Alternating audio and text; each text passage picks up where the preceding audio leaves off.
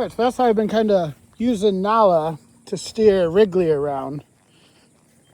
So he seems to pick up on her speed.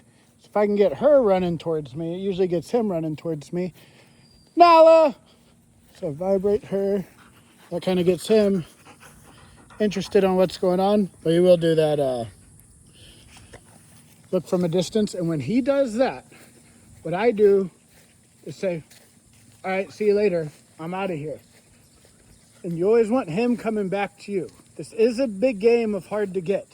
It's never me saying, come on, buddy, please come. I know I've been going over this, but it's the main thing I can do with him is start setting up the relationship dynamic.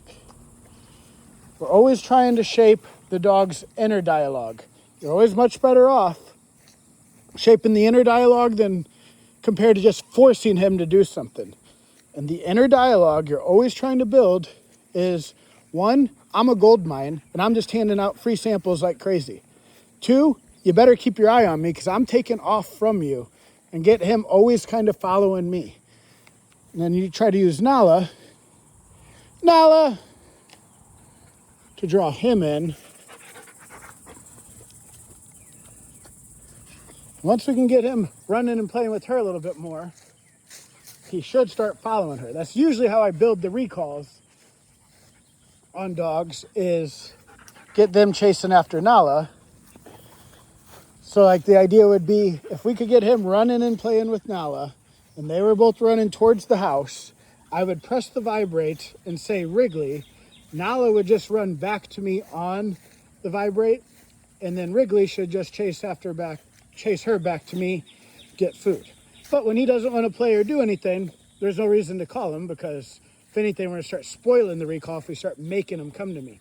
So we're still on the develop the inner dialogue stage, pair ourselves with something valuable, easy source to something he likes, food, and then always moving away, almost trying to get away from him and get him starting to follow my lead. The other thing we're going to do probably tomorrow is going to be start taking him to the park and other new places to see if that helps warm him up to here. We're got a feeling we're going to get to the park and he's going to be pretty nervous and more apathetic than he is here.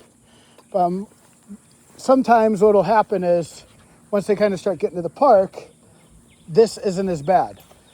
This doesn't make him as nervous being here. This is more home base for him. Then when we start going to Home Depot and he gets really nervous, then the park starts getting a little bit easier. Then, Home Depot gets easier than Busch Stadium and so on and so forth. But right now we have a foot in the door. We're getting the inner dialogue. We just need a little more speed. So we're hoping maybe the park could do that. It's going to come. We're close. We're moving in the right direction. We're getting engagement. We just want to attach a little more speed to that engagement. But he's taking the free samples. He's buying into what we're selling. It's just this nervousness is the barrier, keeping it from all coming together. But that's a lot of dogs, especially the older dogs. That's happens all the time. So we just keep running the strategy. He goes one way. I say, see you later. Getting him to say, hey, where do you think you're going? Get back here. I want what you have. So it's just opposite of me saying, you better get over here. I said, come. It's shaped the inner dialogue to get him to say, hey, where do you think you're going? You got any more of that? Which is tapping into that prey drive, chase after something moving away, is what we're trying to tap into. Once you get some speed, then you're in there. Then we have the recall and the vibration all working for us, but we're still working towards that. But he's doing good. We're making progress, still moving in the right direction.